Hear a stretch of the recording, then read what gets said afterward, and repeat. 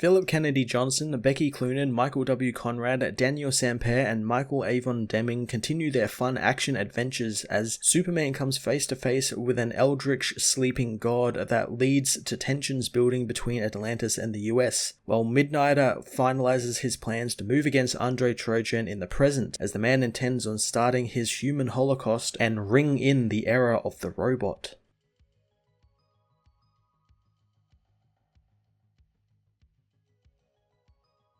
Philip Kennedy Johnson continues his interesting and fun Warworld Rising storyline by giving us a little tease of what the mysterious Fragment exactly is, and the short answer is he's bringing cosmic horror to Superman, introducing a very cool Call of Cthulhu-esque sleeping god hinting at what I imagine is going to be coming in Grant Morrison's upcoming Superman and the Authority book that begins in a few months. One thing I did like about this issue was how he portrayed how hurt emotionally Superman was when he couldn't help out Thal Lo, and how it wasn't because she attacked him or anything, it was more so that he was hurt by himself for thinking that he could just take her chains away and change the only thing she ever knew about herself really quickly. You never really get that with heroes, and I liked him owning up to that fact. The arrival of the US military making things worse is interesting, and I'm looking forward to seeing what Steve Trevor's involvement in the book will be like, considering he doesn't get involved in things all that much. Becky Cloonan and Michael W. Conrad continue their really weird Midnighter spy thriller storyline, focusing on his relationship with Apollo again, the future Trojan continuing to fuck with Midnighter and trying to confuse him and everything, and of course the present day Andre Trojan doing horrible shit by forcing people to become robots. I'm honestly surprised that their story is allowed to get away with this, since we have a villain who's literally calling for the complete holocaust of the human race. It is pretty great that we can explore these sorts of things, and you can only explore these sorts of things with a character like Midnighter, so I'm glad we get to experience that through this character.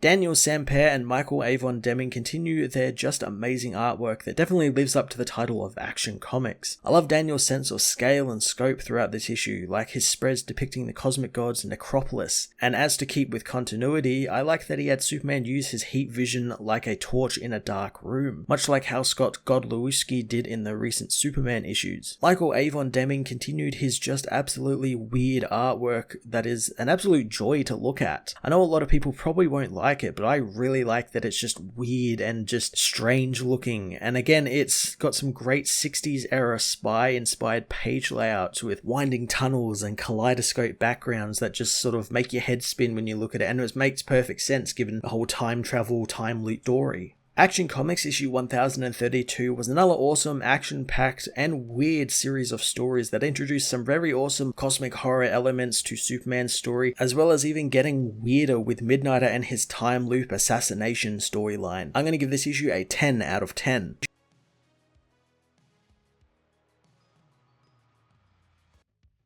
Action Comics issue 1032 finds Lois telling Kara about finding something in the library about a fringe Kryptonian science colony called the Felosians, a group who were completely shunned by society, and they actually left Krypton thousands of years ago, but no one knew what happened to them, and now Clark has found humanoid refugees that speak their ancient dead language, making her think that these are the descendants of the Felosians. They enter a chamber to find Clark signaling that they have to stay back as they happen upon the destroyed Kellex. Superman tells them to stay back as he confronts the scared woman. Lois hopes that the interpreter matrix is still working, but Clark isn't so sure since Kellex controlled the eye matrix. Superman tells her not to be afraid and they are her friends. He wants to know what the woman's name is as she remembers playing with a Superman toy and having the House of El symbol burned into her palm. She says her name is Thal-La and she asks where Superman was since there were thousands of them and he never came. The woman says that when Mongol Who Was took their parents and the Blood Priest took her brother away, he was not there. She tells him that Mongol Who Is burns and flays those who hid Superman's mark, and still she said he would come, but he didn't. She asks why he didn't, as Superman reassures her that Mongol won't hurt her again. He wants to take her chains off of her, but the woman screams for him to stay back, hitting Superman with an optical blast.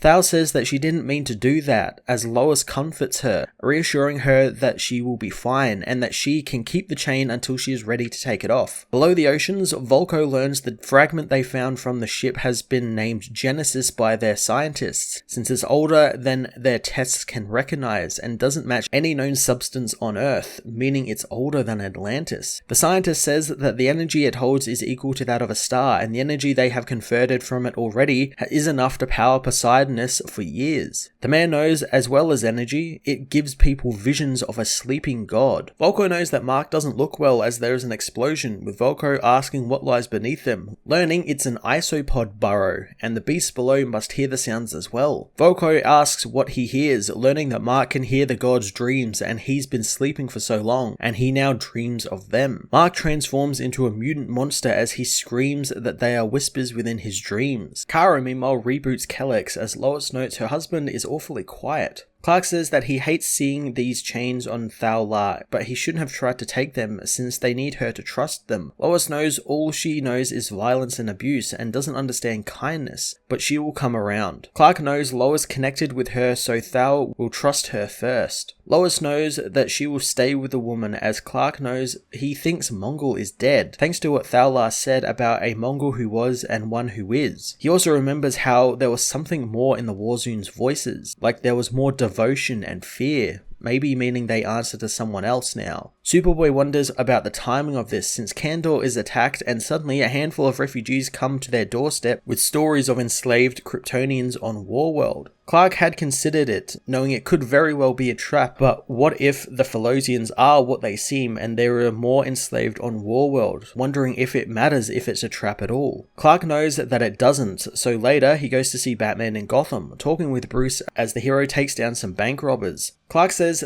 he's there since the League are needed on Warworld, since Mongol has been overthrown and they are enslaved Kryptonian refugees there. Batman knows all about the refugees, not needing Clark to tell him things like that. Batman says that it's obviously a trap and the refugees are part of it, but wants to imagine if they're not, since if this new Mongol can subjugate Kryptonians, it means they aren't powered. Superman says that the refugees' cellular structure isn't Kryptonian exactly, but it's similar enough since one of them did manifest powers. Batman thinks that something on Warworld is dampening their powers or radiation, and that should concern Superman. As Batman finishes off with the criminals in the car, he says that Arthur is hailing the League off the coast of Florida. Superman wants the League with him on Warworld, so they will talk soon, as in Florida, a kaiju assaults the seaside cities, as Superman finds Arthur battling some monsters, saying he has no control over them and they are getting bigger. Superman flies at the largest, smashing it in the face, but it manages to blast him back. Merc doesn't think the Man of Steel is anything special, as Arthur says that he always gets it done, as Superman flies into the maw of the beast, heading into its stomach. Soon a voice says that the last Superman of Earth has arrived. Superman finds himself confronting a large city-like structure made out of the same material as the fragment found on the refugee ship.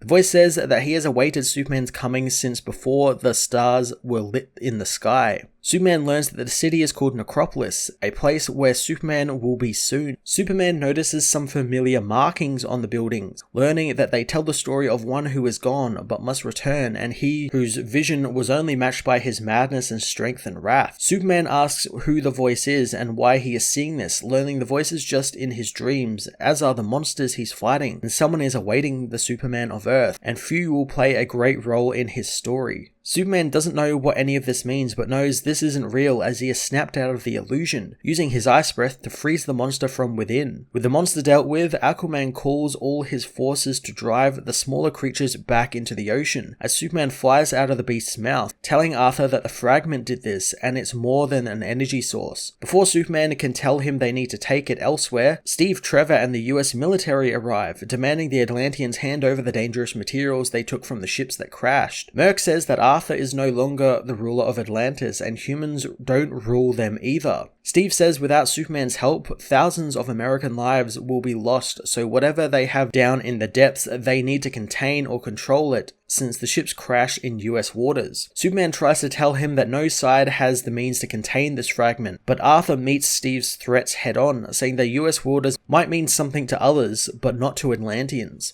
Steve says that he has the authority to collect the fragment and the government expects Aquaman to comply. But Arthur again says he no longer rules Atlantis, but he is confident that his feelings will mirror the Atlanteans. So the fragment stays with Atlantis, and any attempt to take it will be treated as an act of war.